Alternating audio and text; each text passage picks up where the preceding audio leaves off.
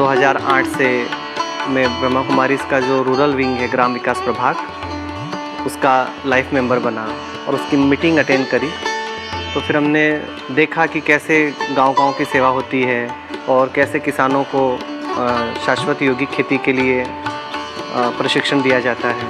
फिर हमने वो मीटिंग अटेंड करी और वहाँ पर हमने सीखा कि कैसे गांव-गांव में जाकर के सेवाएं की जाती है, कैसे शाश्वत यौगिक खेती के बारे में हमको प्रशिक्षण मिला उसमें। तो हम खेती से जुड़े हुए थे और उसको फिर सीखने के बाद जब हम अपने घर गए, फिर हमने सोचा जो ब्रह्मा कुमारी इसमें सीखे हैं राज्यों, उसके द्वारा कैसे शाश्वत यौगिक खेती की जाती है, उसको अप्लाई किया हमने। उसको अपनाने के बाद एकदम जैसे बहुत परिवर्तन आया, एकदम जैसे लाइफ ही पलट गई हो। तो पहले तो अभ्यास करते थे, लेकिन जब वो हम प्रकृति के साथ करने लगे, अपना खेत पे उसका उपयोग करने लगे, तो बहुत ही उससे हमको उमंग उत्साह आया और प्रॉफिट इतना मिला कि जो हम पहले पेस्टिसाइड और फर्टिलाइज़र में पैसा इन्वेस्ट करते थे वो हाईटेक खेती में, तो उससे हमको एकदम से ये इसका मिला लाभ कि वो सारा हमने फिर बंद किया और उसमें जैविक खेती का साथ में ऐड किया और साथ में योग का भी प्लस किया। तो प्रकृति के साथ भी व्यवहार होने लगा और पूरी खेती में एकदम परिवर्तन आया।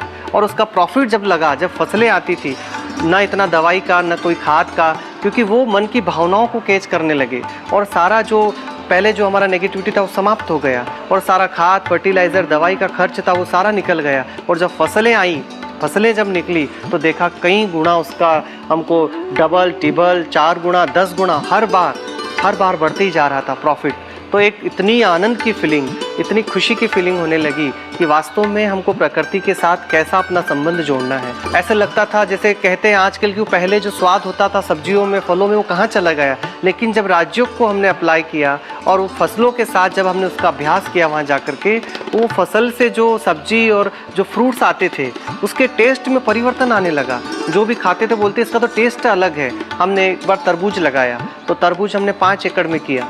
5 एकड़ में तरबूज का पिछले 2014 में उसका जब हमने खेत में फसल पे लगाया 5 एकड़ में, जो आसपास के लोग कहते थे कि ये तरबूज तो हमने भी लगाया है, लेकिन इतनी सुंदरता क्यों दिख रही है, क्या बात है ये।